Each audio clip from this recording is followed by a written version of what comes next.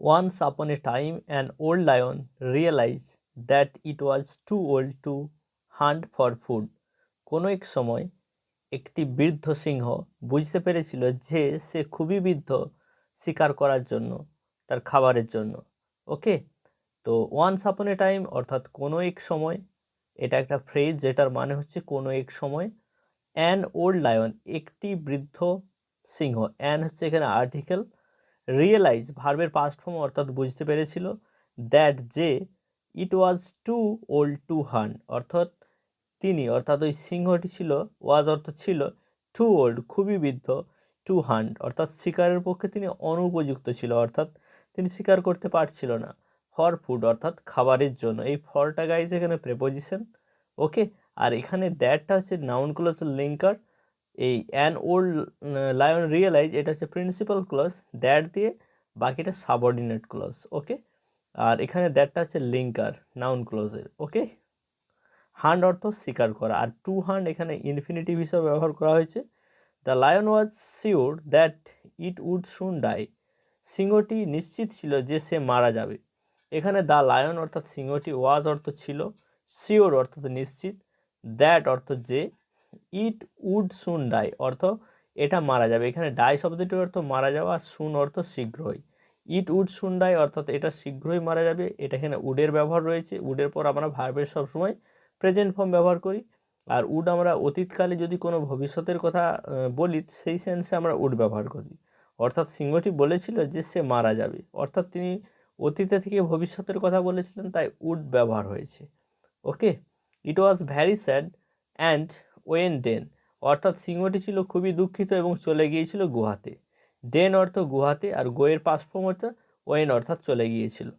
As it was walking slowly den অর্থাৎ যেহেতু, ইট অর্থ ওই সিংহটি, ওয়াজ ওয়াকিং অর্থাৎ হেঁটে যাচ্ছিল, স্লোলি ধীরে ধীরে, ডেনে, দ্য লায়ন সিংহটি টোল্ড আ বার্ড একটা পাখিকে বলেছিল।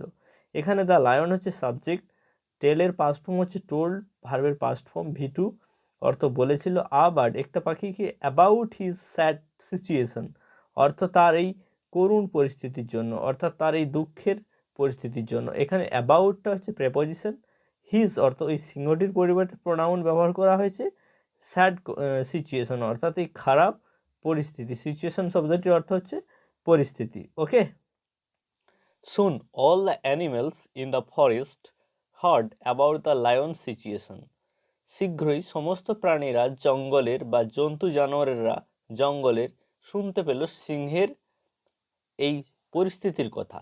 এখানে সুন হচ্ছে অ্যাডভার্ব যেটার অর্থ অবিলম্বে অর্থাৎ তাড়াতাড়ি। অল দ্য অ্যানিমেল অর্থাৎ সমস্ত প্রাণীকুল বা প্রাণীরা, ইন দ্য ফরেস্ট অর্থাৎ জঙ্গলের, ইন হচ্ছে গাইস এখানে প্রেপোজিশন যেটার মানে জঙ্গলে সেন্সে ব্যবহার হচ্ছে, এ সেন্সে। হিয়ারের পাস্ট ফর্ম হার্ড অর্থাৎ শুনতে পেল বা জানতে পারলো। অ্যাবাউট দ্য লায়ন সিচুয়েশন অর্থাৎ সিংহের পরিস্থিতির কথা। এখানে অ্যাবাউট হচ্ছে প্রেপোজিশন যেটা সম্বন্ধে বা ব্যাপারে অর্থে ব্যবহার করা হয়। দি লায়ন সিচুয়েশন, লায়ন সিচুয়েশন অর্থাৎ সিংহের পরিস্থিতির কথা। এখানে লায়নে অ্যাপোস্ট্রফি দেওয়া আছে এর সাউন্ড নিয়ে আসার জন্য আর পজিশন দেখানোর জন্য। ওকে, আর এটা গাইস সিম্পল পাস্ট টেন্স, যেখানে all the animal in the forest subject, heard হচ্ছে ভার্বের পাস্ট ফর্ম, আর বাকিটা অবজেক্ট। ওকে, বা রেস্ট অফ সেন্টেন্সের part. The other animals all felt sorry for the lions অর্থাৎ সমস্ত প্রাণীরা দুঃখ অনুভব করলো সিংহের জন্য। এখানে দি আদার অ্যানিমেলস অর্থাৎ অন্য প্রাণীরা বা প্রাণীকুলেরা, অল সকলেই, ফিলের পাস্ট ফর্ম হচ্ছে ফেল্ড অনুভব করেছিল, সরি অর্থাৎ দুঃখ, ফর দ্য লায়ন অর্থাৎ সিংহের জন্য। এখানে ফর জন্য অর্থে ব্যবহার হচ্ছে, দি লায়ন অর্থাৎ সিংহের জন্য সকলেই দুঃখ অনুভব করেছিল।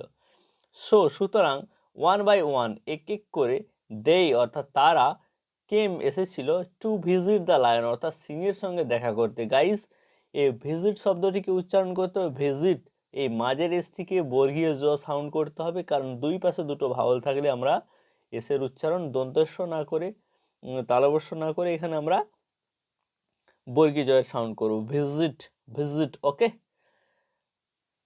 সুতরাং ওয়ান বাই ওয়ান এটা একটা ফ্রেজ যেটার মানে হচ্ছে এক এক করে। দে অর্থাৎ এই প্রাণীদের পরিবর্তে প্রোনাউন ব্যবহার করা হয়েছে, অ্যানিমেলসের পরিবর্তে দে অর্থাৎ তারা, ওই প্রাণীরা, কেম এসেছিল, কামের পাস্ট ফর্ম হচ্ছে কেম এসেছিল, simple past tense. To visit এটা ইনফিনিটিভ, অর্থাৎ দেখা করতে, এই অর্থে ব্যবহার হয়। দ্য লায়ন অর্থাৎ সিংহকে। The lion was old and weak but very clever. সিংহটি ছিল খুবই বৃদ্ধ এবং দুর্বল কিন্তু খুবই চালাক। এখানে দি লায়ন অর্থাৎ সিংহটি, ওয়াজ অর্থ ছিল, ওল্ড বৃদ্ধ, এবং অ্যান্ড মানে এবং, উইক অর্থ দুর্বল। এখানে উইক বানানটা WEA কে অর্থাৎ দুর্বল, WEE কেটা আমরা জানি সপ্তাহ, বাট কিন্তু ভেরি ক্লেভার খুবই চালাক। ওকে, যেহেতু ইচ অ্যানিম্যাল প্রত্যেকটি প্রাণী কেম ইনটু ইট ডেন, যেহেতু প্রত্যেকটি প্রাণী তার গুহাতে এসেছিল, এখানে অ্যাজ যেহেতু ইচ অ্যানিম্যাল অর্থাৎ প্রত্যেকটি প্রাণী কেম এসেছিল, ইনটু ইটস ডেন অর্থাৎ এর ডেনে এসেছিল বা ডেনে ঢুকেছিল প্রত্যেকটি প্রাণী। It was easy to catch them and it, এটা ছিল খুবই সোজা তাদেরকে ধরা এবং খাওয়া অর্থাৎ ভোজন করাটা খুবই সোজা ছিল। ইট অর্থাৎ এটা, ওয়াজ অর্থ ছিল, ইজি খুবই সোজা, টু ক্যাচ এখানে আবার ইনফিনিটিভের ব্যবহার হয়েছে, টু ক্যাচ ধরা, দেম অর্থাৎ তাদেরকে, ওই প্রাণীদেরকে, দের অবজেক্ট ফর্ম, অ্যান্ড ইট অর্থ খাওয়া। শুন the old lion became happy and fat. শুন অর্থাৎ তাড়াতাড়ি ওই বৃদ্ধ সিংহ হয়েছিল খুবই আনন্দিত এবং মোটা হয়ে গিয়েছিল। শুন অর্থাৎ শীঘ্রই, দি ওল্ড লায়ন অর্থাৎ ওই বৃদ্ধ সিংহটি, বিকেম হয়েছিল, হ্যাপি খুবই খুশি, এখানে বিকামের পাশ হচ্ছে বিকেম হয়েছিল খুবই খুশি, অ্যান্ড এবং, ফ্যাট অর্থ মোটা হয়ে গিয়েছিল। ওয়ান ডে একদিন, আর্লি ইন দ্য মর্নিং অর্থাৎ খুব সকাল সকাল বা সকালে, one day early in the morning অর্থাৎ একদিন খুব সকাল সকাল, এখানে ইনটা হচ্ছে প্রেপোজিশন, আমরা মর্নিং এর আগে ব্যবহার করি। In the morning the Fox came to visit অর্থাৎ একদিন সকালে যে এরকম প্রাণীরা আসছে ঠিক তেমনভাবে শেয়াল এসেছিল দেখা করতে। দ্য ফক্স অর্থাৎ শেয়াল, কামের পাশ ফর্ম কেম, টু ভিজিট অর্থাৎ দেখা করতে এসেছিল ওই সিংহের কাছে। The fox was very wise too, শেয়াল কিন্তু খুবই চালাক ছিল বা বুদ্ধিমান ছিল। দ্য ফক্স অর্থাৎ শেয়াল, ওয়াজ অর্থ ছিল, ভ্যারি ওয়াইজ খুবই বুদ্ধিমান বা জ্ঞানী বিচক্ষণ। ওকে, টু মানে ও। It slowly came close to the lion's home, এ ধীরে ধীরে সিংহের বাড়ির সামনে আসলো, ক্লোজ টু কাছাকাছি আসলো। ইট অর্থাৎ ওই শেয়ালের পরিবর্তে প্রোনাউন ব্যবহার করা হয়েছে। স্লোলি অ্যাডভার্ব, ধীরে ধীরে, কেম এসেছিল ক্লোজ সামনে এসেছিল, কেম ক্লোজ অর্থাৎ সামনে এসেছিল কোথায় না, টু দ্য লায়ন্স হোম ওই সিংহের বাড়িতে, বাড়িতে মিন ওই ডেনটিতে। এখানে টু হচ্ছে গাইজ প্রেপোজিশন, ওই বাড়ির উদ্দেশ্যে, ডেনের উদ্দেশ্যে অর্থে ব্যবহার হচ্ছে। আর ক্লোজের পর সবসময় আমরা জেনারেলি টু অ্যাপ্রোপ্রিয়েট প্রিপোজিশন ব্যবহার করি, সংলগ্ন, ক্লোজ টু অর্থাৎ সংলগ্ন। Standing outside the fox asked if the lion was feeling better. Standing outside অর্থাৎ বাইরে দাঁড়িয়ে, এটা হচ্ছে প্রেজেন্ট পার্টিসিপল, যেখানে মেইন ভার্বে আইএনজি যোগ করা হয়। স্ট্যান্ডিং আউটসাইড অর্থাৎ বাইরে দাঁড়িয়ে, এইরকম একটা। দ্য ফক্স অর্থাৎ শেয়াল, আস্কড জানতে চাইলো, if the lion was feeling better সিংহ ভালো অনুভব করছে কি না, এখানে ইফটা কি না অর্থে ব্যবহার হয়েছে, এই যে লিঙ্কার হিসাবে ব্যবহার হয়েছে।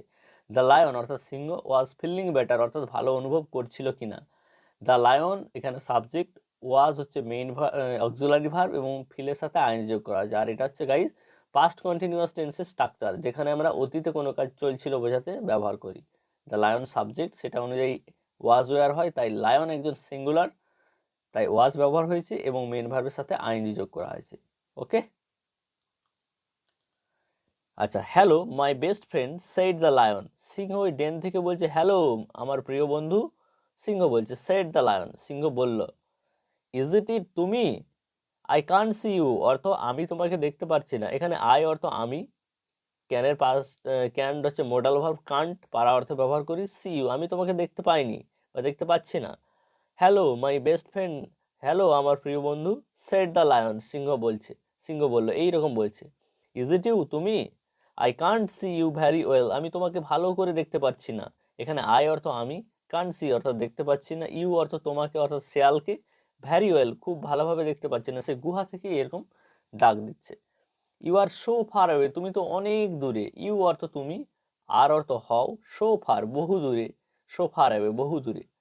কাম closer please tell me some kind words because I am on the verge of death, বলছে কাম ক্লোজার সামনে আসো, প্লিজ দয়া করে, অ্যান্ড টেল মি এবং আমাকে বলো, টেল মানে বলা, টেল মি আমাকে বলো, সাম কাইন্ড ওয়ার্ডস অর্থাৎ কিছু ভালো কথা, বিকজ এটা হচ্ছে অ্যাডভার্বিয়াল ক্লজের লিঙ্কার, রিজন অর্থে ব্যবহার হয়েছে।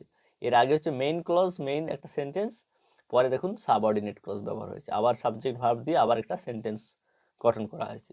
এটা হচ্ছে অ্যাডভার্বিয়াল ক্লজ দিয়ে জয়েনিং করা হয়েছে। বিকজ কারণ I am on the, I am অর্থ আমি হই, অন দ্য ভার্জব এটা হচ্ছে অ্যাপ্রোপ্রিয়েট প্রেপোজিশন, অন দ্য ভার্জব অর্থ কিনারাতে, ডেথ আমি মৃত্যুর কিনারাতে এসে দাঁড়িয়ে আছি, প্লিজ আসো এবং আমার সঙ্গে কিছু ভালো কথা কও। শেয়াল এটা শুনতে পাচ্ছে যে এটা লায়ন বলছে।